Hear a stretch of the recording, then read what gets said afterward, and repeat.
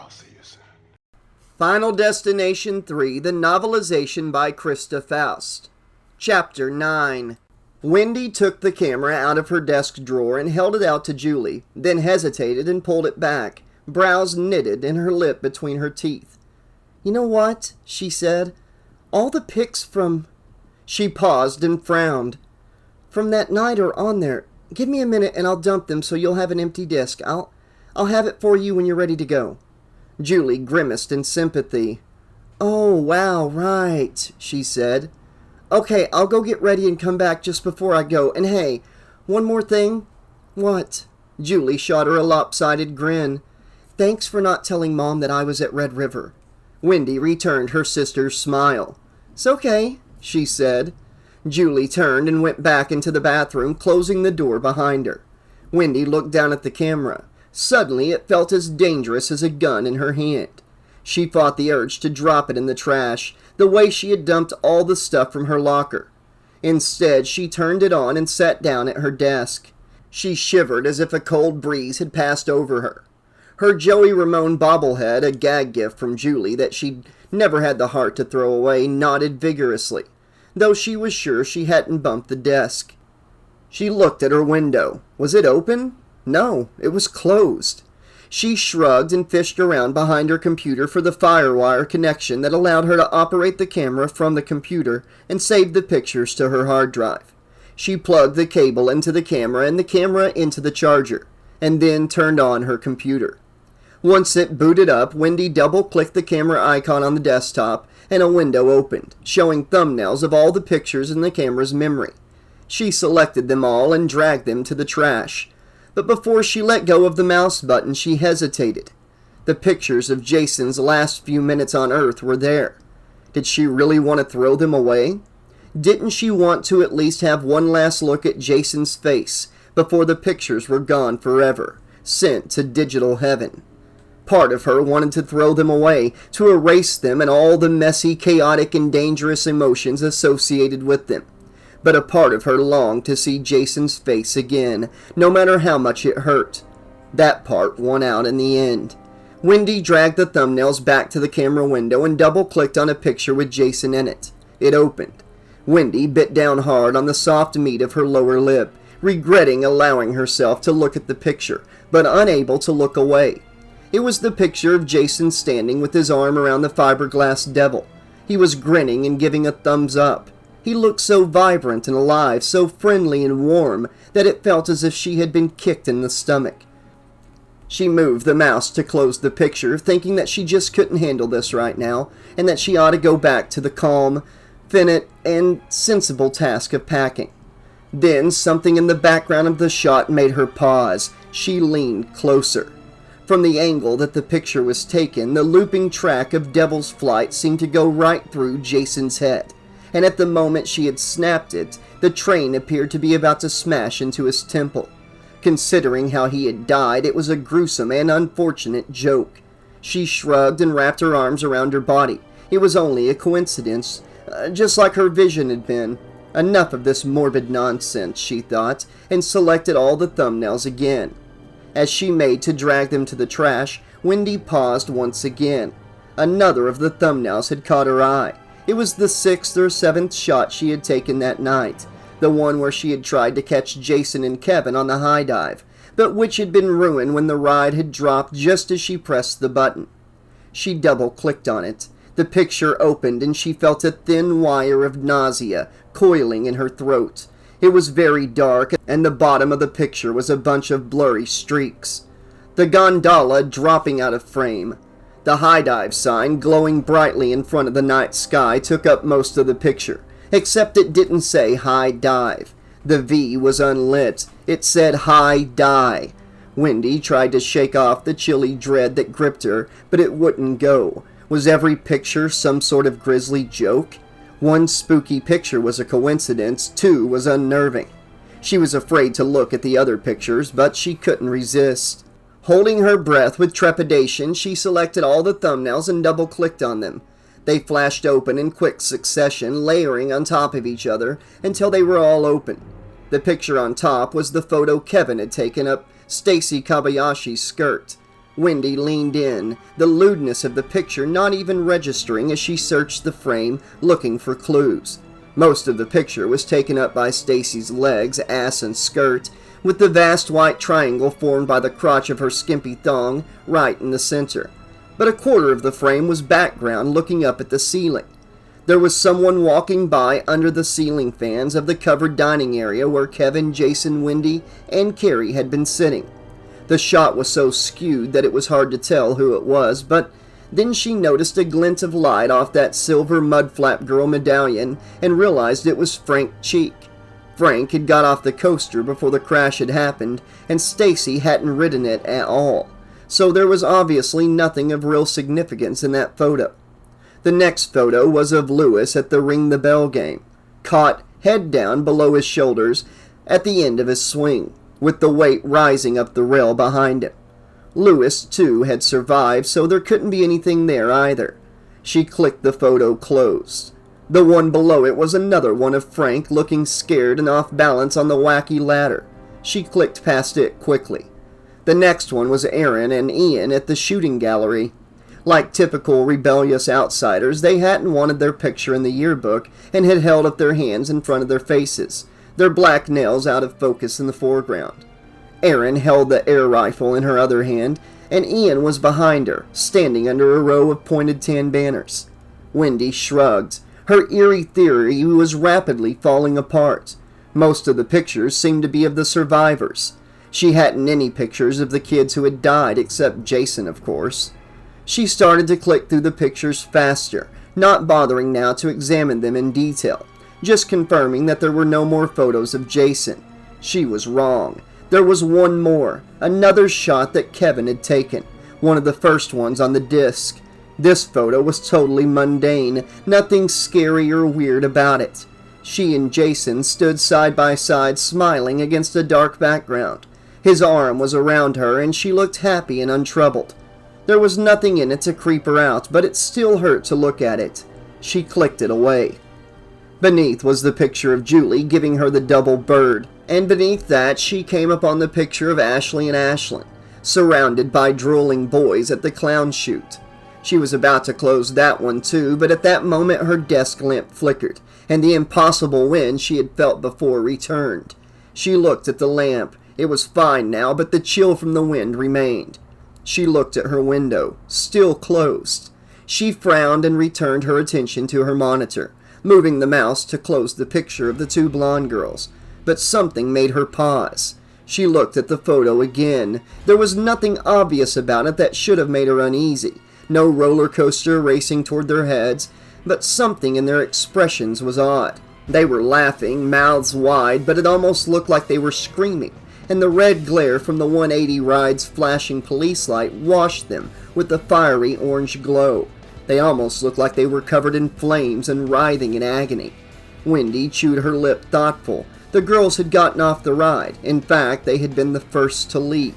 They were survivors just like she was. The photo couldn't be predicting their deaths because they weren't dead. She shook her head and made again to close the photo.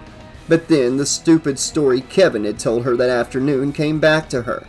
That lame urban legend bullshit about the plane and the kid who had a vision and got off with his friends before it crashed, and how they had all died horribly over the next few months. She snorted, like death was some kind of accountant who had to kill the ones he missed to keep the books straight.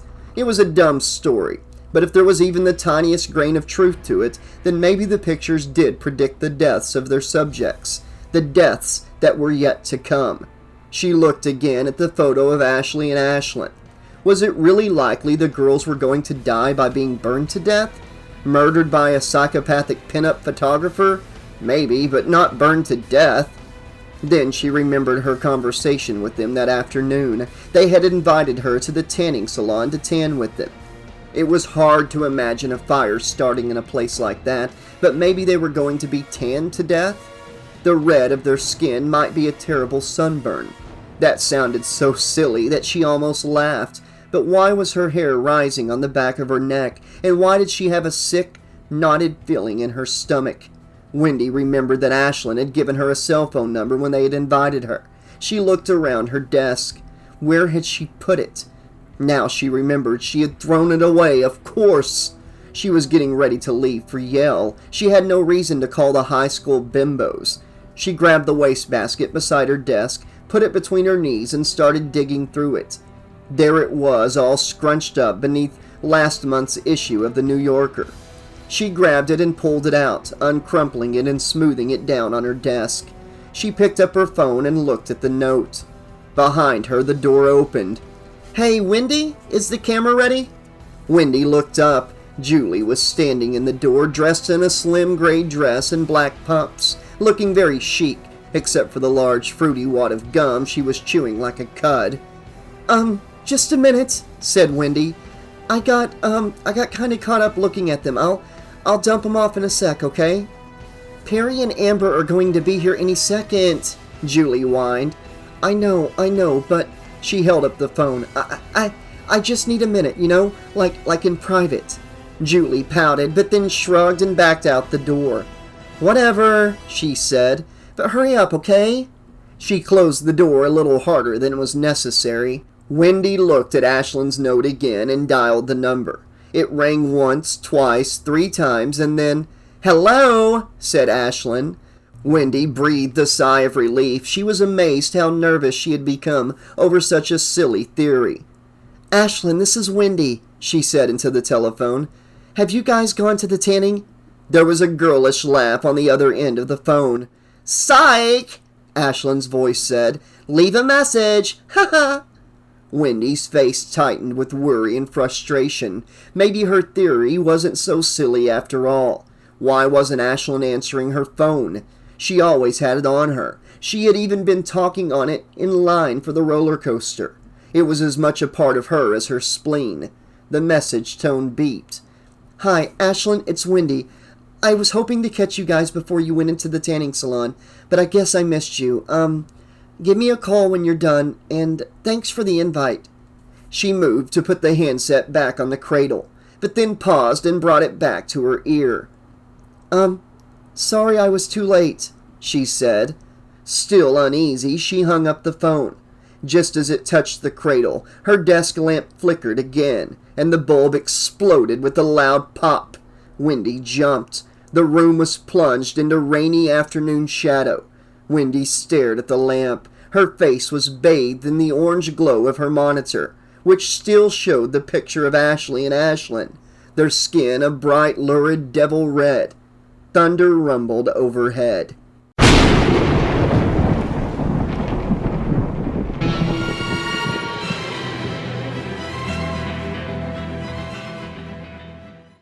Chapter 10. Thunder rolled overhead as Ashlyn shouldered into the tanning room and flicked on the lights. Ashlyn pushed in behind her, and the girls crossed to a low bench next to a wooden coat rack with a circular top.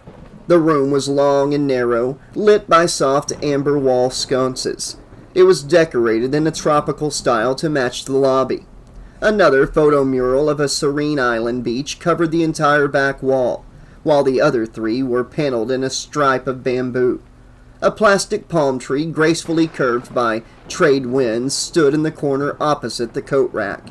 The tropical mood was somewhat marred by a metal air conditioning duct that poked out of the ceiling, and by the tanning beds themselves, huge 7-foot-long, 3-foot-wide chrome and steel pods that lay along the left and right walls, with about 3 feet between them. Their interiors glowed an eerie, unnatural blue.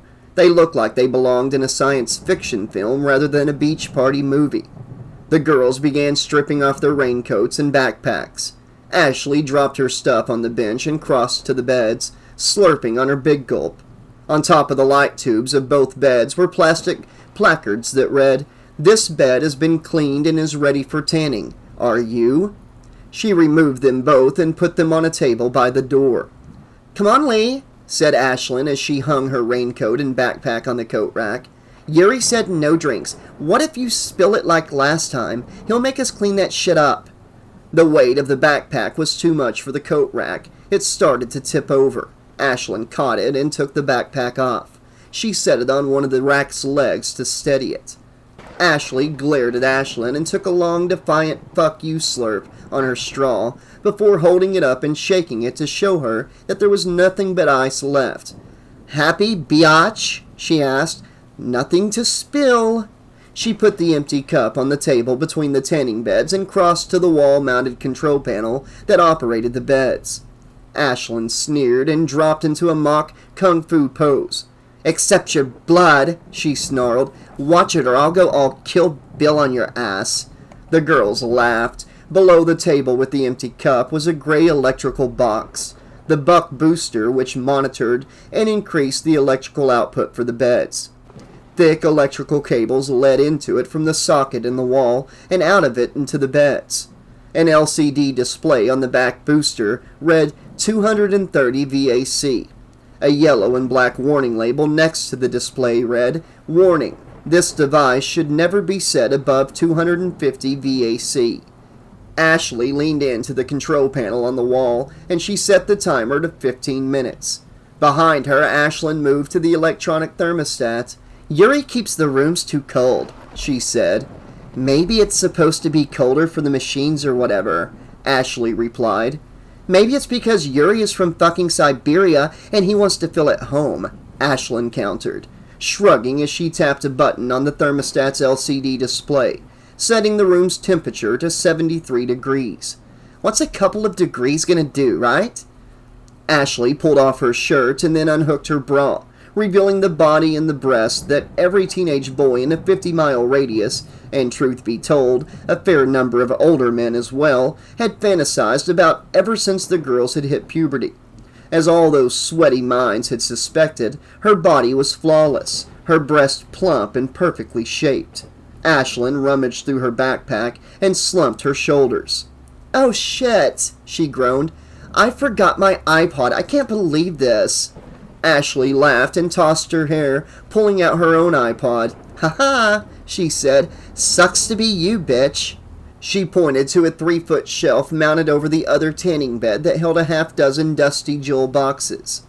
"Looks like they have some CDs at least," Ashley said. "It's that or the sound of the tanning bed fans." Ashlyn sighed, as if it was almost too much to bear, then stood and shuffled over to the shelf. She stood on tiptoes to look through the meager selection, holding onto the shelf with one hand for balance. "Celine Dion, Britney Spears, Kenny G, Huey Lewis?" She rolled her eyes in disgust. "Geez, are we like the only cool people who come here or what?" She reached for the last CD on the shelf, putting weight on her steadying hand. The shelf dropped a 1/4 inch as the anchor screws, drilled through the metal L braces that supported the shelf, were pulled a little way out of the dry wall. Ashlyn looked at the last CD, scowling skeptically at the psychedelic colors of the cover. "Have a nice decade," she read. "Greatest hits of the 70s. "Huh?" She shrugged. "Better than that other shit, I guess." "Come on, admit it, Lynn," Ashley said. "You really are a closet Huey fan." "Yeah, right." She put the CD case in the hand that rested against the shelf and opened it with her free hand. Once again, the screws in the L braces pulled out a little from the drywall. Ashlyn didn't notice. She stuck her finger through the hole of the CD and threw the jewel box back on the shelf as Ashley fired up the tanning beds. The tubes began to glow more brightly. The fan motors started whirring. Ashlyn popped the disc into a wall-mounted CD Walkman, then pulled off her t-shirt as well. Her tits were a little smaller and her body was not quite as lean and ripped as Ashley's, who had been working out with her fitness freak parents since before she was born, but so far Ashlyn had no complaints. Besides, together they were devastating, far more than the sum of their parts. Outside, Yuri continued the endlessly spiraling argument with his girlfriend. The irony of this whole mad business was that Tanya was the only woman in his life to whom he had ever been completely faithful. Yet she was insanely jealous, utterly convinced that he had a line of women around the block the moment her back was turned. At first, it was almost flattering that she thought he was so desirable that women could not possibly resist him, when in truth it was she who could have any lover she chose. Tanya was without a doubt the most beautiful woman he had ever laid eyes on. She was tall and regal, with fierce cheekbones and a body that took no prisoners. But at this point, she was starting to become far more trouble than she was worth. Yuri's closest drinking buddy, a sardonic American named Spence, had once said that no matter how hot a chick might look, somebody somewhere was sick of putting up with her shit. At the time, Yuri thought that was ridiculous, but now, buffeted by Tanya's non-stop interrogation, he was starting to understand the wisdom in that simple statement. Still, he knew he would not break it off with Tanya. How could he? When he got home, he knew that her jealous rage would transform into a kind of wild passion that would leave him raw, exhausted, and totally happy. This was just the price he paid for that kind of happiness. "Detka," he said again. "Baby, you know you are only one."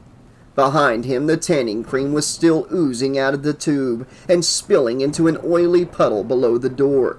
A lot of cream had squeezed out of the tube, which was getting so thin that the door was edging closed. In the tanning room, Ashley sat on the edge of the tanning bed, wearing nothing but a minuscule black thong. She pulled the goggles on, adjusted them, and placed the headphones of her iPod over her ears. Ashlyn, already lying on her bed and wearing absolutely nothing at all, looked up at her quizzically. She lifted her head and pulled aside one of the earphones of the built-in CD player. "Lee," she said, "you're wearing underwear?" Ashley nodded as she lay down and made herself comfortable. "Steinmetz says he gets off on 10 lines," she replied. Ashlyn curled her lip. "Steinmetz a freak." "Yeah," said Ashley, "but he's a rich freak. Anyway, you're just jealous." Ashlyn was really less than thrilled about Ashley's dawdling with that creepy guy.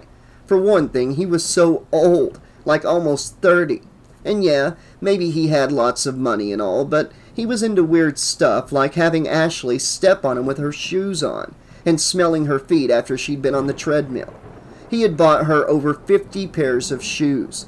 Most of all, he was the first guy that Ashley had played around with more than once. She spent way too much time with him. Ashlyn didn't want some scuzzy weirdo from the gym spending more time with Lee than she did.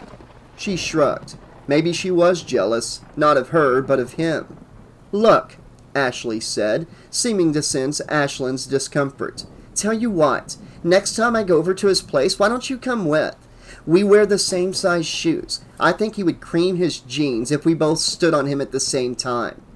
"But that's just so weird," Ashlyn said. "Standing on a guy? I just don't see how that's even remotely sexy." "It's so hot," Ashley said. "You'll love it. It's like being Girlzilla, stomping down the city. It's a total power trip. Grinding your heels into a man's naked chest." "If you say so," Ashlyn said, still skeptical. She pictured herself standing on her current fuck du jour, a rough-and-tumble BMX ramp rat named Snake. Nah, it just didn't seem right. She preferred her boys to be more of the take-charge, caveman, drag her around by the hair and make her like it type. Ashley and Ashlyn had always been in such perfect agreement about everything that Ashlyn couldn't help but resent Steinmetz even more for filling Ashley's head with weird ideas. It was disturbing to think maybe she and Ashley might actually be starting to grow apart. Ashley reached up and closed the lid of her tanning bed, bringing the brightly glowing tubes down to within inches of her face, and ending the conversation. Ashlyn sighed and did the same. No point getting into it now. Ashley would get tired of this guy soon enough, just like she always did, and then things would be back to normal. On the table between the two beds, the big gulp full of ice was covered in beads of condensation, pulling at the base and forming a little puddle. As another bead of water ran down the cup and into the puddle broke its meniscus, and a tiny arm of water slowly began to find its way across the table, toward the back edge. Outside, Yuri was distractedly kicking the cinder block wall of the back alley, while continuing his cell phone conversation with Tanya. She was finally starting to wind down, to accept that maybe he really was just working and not actually playing around with some other woman. Didn't she realize that she was such a non-stop handful that Yuri couldn't possibly have any energy left over to cheat, even if he wanted to? Not to mention the fact that he was 41 years old. The very idea of trying to coax even a single extra drop out of his poor overworked yatsa on top of her voracious nightly marathons was ridiculous in the extreme. Besides, in spite of everything, he did love her, as crazy as she made him, as much as he wanted to tell her to piss off and hang up on her. He still, in his heart, wanted nothing more than to make her happy. If need be, he would get down on his knees on the rain-slick pavement, then and there, and swear that she was the only woman in the world for him. Anything. Behind him, unnoticed, the tube of tanning lotion, now utterly flat, squeezed out of the gap between the door and the frame, like a watermelon seed pinched between a finger and thumb, and dropped down to bob and spin in the puddle below the door. In her tanning bed, Ashlyn, naked except for her goggles, started to groove as the opening scream of the Ohio Players' Love roller coaster plummeted into the song's funky bass line. She frowned slightly as the verse started. "Huh? I thought this was a Red Hot Chili Peppers song," Ashlyn murmured to herself and shrugged. "Must be a cover." In the other bed, Ashley nodded her head to a harder beat. Her fingers tapped the tubes at her sides. The girls were both lost in their own little worlds. On the table, the trickle of water reached the edge of the table, where it pulled for a moment. Then it slid down the side. A few drops dripped down onto the gray buck booster box and found a seam in the metal. The box buzzed. A few tiny white sparks flew, spraying the underside of the table. As the tubes of the tanning beds heated up, their fans kicked in, blowing the hot air out through grills at their heads. The room started to heat up. The LCD of the thermostat, which had already climbed to the 73 degrees Ashlyn had set it at, now began to climb higher. 74, 75, 76. To compensate, the thermostat turned the air conditioning on, and the air duct that stuck down out of the ceiling began to blast cold air. The breeze blew against Ashley's coat, causing the coat rack on which it hung to sway. More water ran down the side of the table with the big gulp on it, and a stream of drops fell onto the buck booster, seeping into the seam. There was a loud bang and more sparks. The red LCD on the front of the gray box winked out for a second, and then flashed back on. The numbers started to go up. 240 VAC, then 245. The coat rack began to sway wider and wider, pushed by the blast of frigid air that hit the raincoat every time it swung back under the vent. Finally, it lost its balance and tipped over completely, falling against the plastic palm tree. The palm tree fell too, overbalanced by its heavy drooping leaves, and crashed down behind Ashley's bed. The crown of plastic leaves clipped the wooden CD shelf on the way down and jerked it out of the wall. It fell, spilling jewel boxes to the floor, bounced off the leaves of the tree, and came to rest upside down on top of the lid of Ashley's tanning bed. The metal L-braces that had held it to the wall stuck straight up in the air. The LCD of the buck booster continued to climb. 255 VAC, 260 VAC, 270, 280. Ashley, bobbing to the music on her iPod, did not notice the thud above her, or the increasing speed of the fan beneath her, as the bed's cooling system fought to control the rising temperature. In the other bed, Ashlyn, still grooving to Love Roller Coaster, didn't hear the fans either, but beads of sweat started to form on her brow, her breast, and her arms. She opened her eyes and turned her head in the direction of the other bed, calling to Ashley. "Way too warm in here now, huh?" she said. No response. So Ashlyn raised her voice. "Lee!" she called. "You think it's a little warm in here now?" Ashley popped one of her earpieces out. "Huh? What'd you say?" "I said," Ashlyn repeated for the third time, "don't you think it's kind of warm now?" "Yeah," said Ashley. "A little. Why don't—" A cell phone rang, its insistent electronic warble cutting through the funky bass grind. "Is that my phone or yours?" Ashlyn asked. "That's yours," said Ashley. "Mine plays Linkin Park now." "Oh yeah, right," Ashlyn said.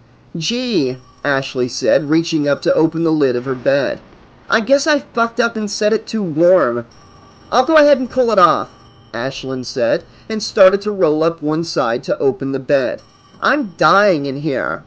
But as Ashley pushed up on her lid, the wooden CD shelf slid off the smooth top of the bed, twisting as it fell, and one of the L braces got caught in the metal rod handle of the bed.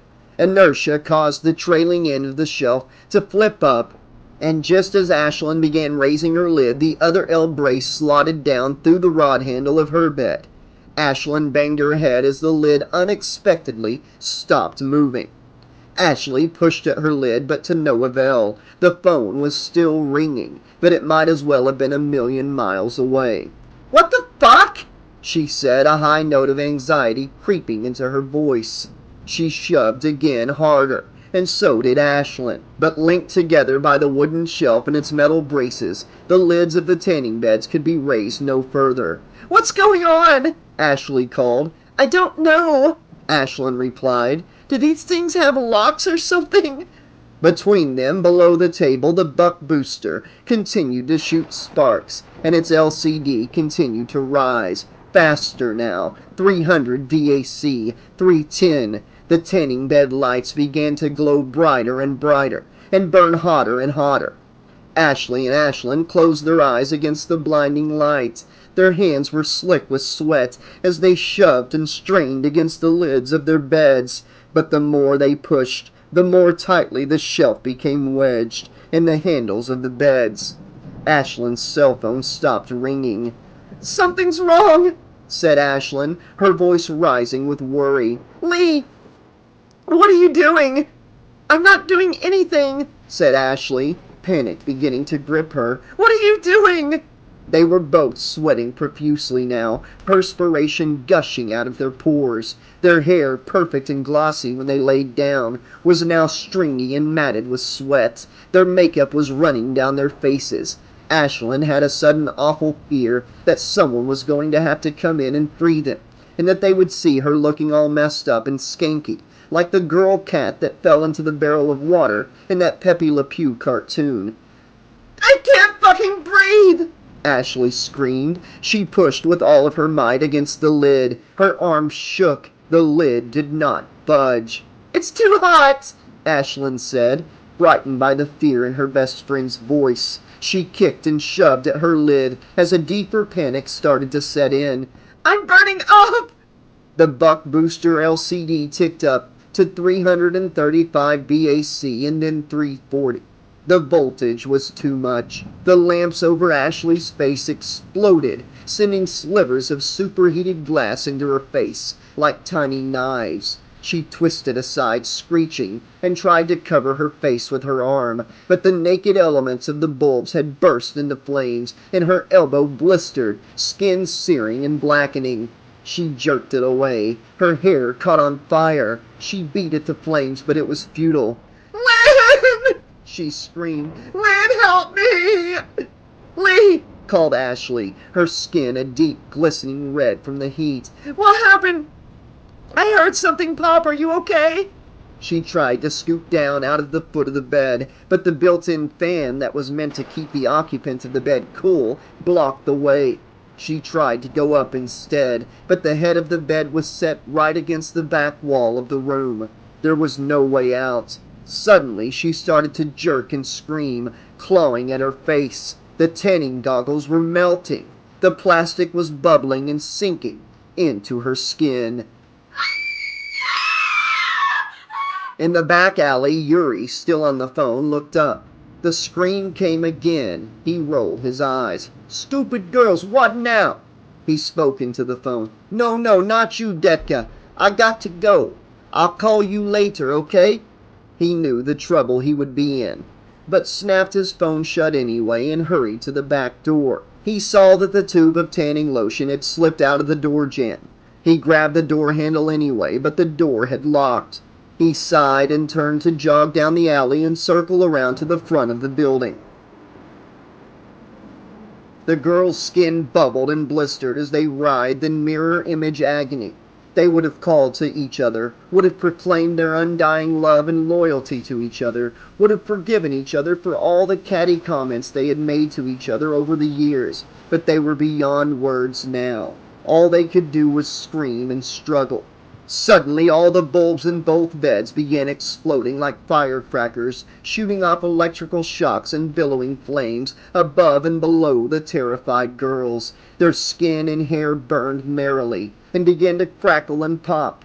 Now they were beyond screaming. Yuri ran around the front of the mini-mall and down the storefronts. He grabbed the handle of the California Sun door and pulled. It didn't open.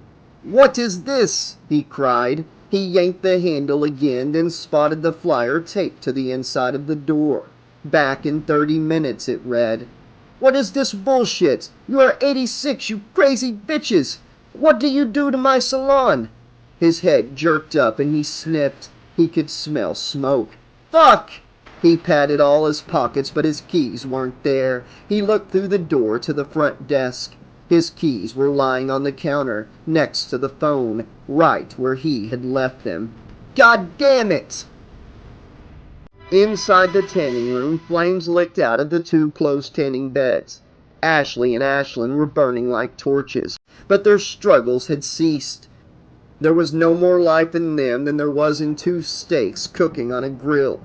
The plastic lids of the tanning beds began to melt and drip, and the beautiful tropical beach and the big photo mural on the wall glowed with an orange light, not cast by the warm Californian sun.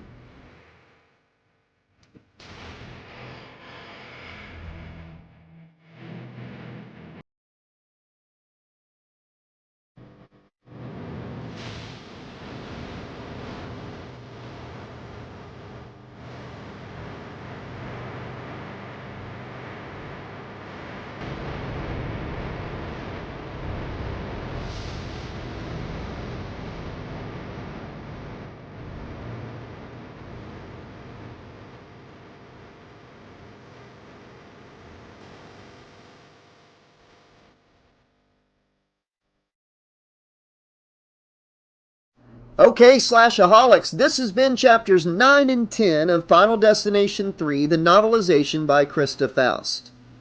I really enjoyed the stuff with the pictures in chapter 9. That's what I was looking forward to, where she starts finding more little things in there that freak her out, like the roller coaster going through Jason's head and everything. But then it's like her ignoring all these other pictures, because she thinks because those people are still alive, there's no use in checking. But those, will come in more handy later. I did like the whole connection with the picture of Ashley and Ashlyn. How, they're like laughing, but the glow of the light on them and their faces makes it look like they're screaming in agony and burning. It reminds me of the Dark Tower books, like the Gunslinger book and the Drawing of the Three. In that book, there's this children's book called Charlie the Choo Choo. And on the cover, the kids are supposed to be like, it looks like they're laughing and having fun, but if you look real close, it looks like they're actually scared to death and screaming for their lives. So it kind of reminded me of that, which was like a cool little connection there. But yeah, I really enjoyed Chapter 9, her, thinking about the story that Kevin had told her about Flight 180 and the events of the first two Final Destination movies. And that got her thinking, and, she tried to call Ashley and Ashlyn, couldn't get a hold of them. God, I used to hate when people had voicemails like that, Hello? Hey! Oh, sorry, not really you. This is my voicemail. Oh, I hated that shit. It's funny when people do that nowadays. It's like, wow, you're the first person to think of that. Congratulations. But then we jump into chapter 10, and this is where the fun really begins for the story, and the action really picks up. I really appreciate in these movies how fate is like a series of events. The condensation from the cup dripping into the electronics in the tanning bed. The air conditioner kicking on because she had adjusted the thermostat, and because of that it's blowing in the jacket, which is moving the coat rack and everything, which falls over into traffic. All those little things pieced together. It's just so interesting to see how these writers and how the movies move this happening. It's the most intriguing part, I know a lot of people enjoy the creative death scenes and stuff, but I always enjoy how the things happen. And we got a lot of that from Christa Faust here, a lot more than the movie offered, and I really appreciated that. And I thought it was pretty scary that they didn't realize anything was really wrong until right as it got really bad, you know. It's like if they had noticed just a little bit sooner than they did, maybe they could have figured out an escape. But by then, fate, you know, already had the cards dealt. It sucks that they were the way they are, you know, locking the front door, ensuring that Yuri, you know, once that tube of tanning lotion is completely empty and that back door shuts, ensuring that he's not going to be able to get in there to save him. You know, but he is hearing the screaming and stuff, so why not, like, bust the front door? I digress. I guess the answer to that is because story. Because that's the way the story goes. But yeah, I really enjoyed Chapter 9 with the whole camera and the picture aspect and noticing the little things in the images. And of course, I love Chapter 10. We got our first, you know, death coming back to claim the victims that got away. And the tanning booth deaths are so hardcore. Just imagine sitting there being cooked to death as your goggles are melting into your face and the bulbs are exploding around you and all that glass and shooting into your body. It's just agonizing to even picture. But again, I am super impressed with Christa Faust and her writing style. The way she writes these characters and the events is just perfect.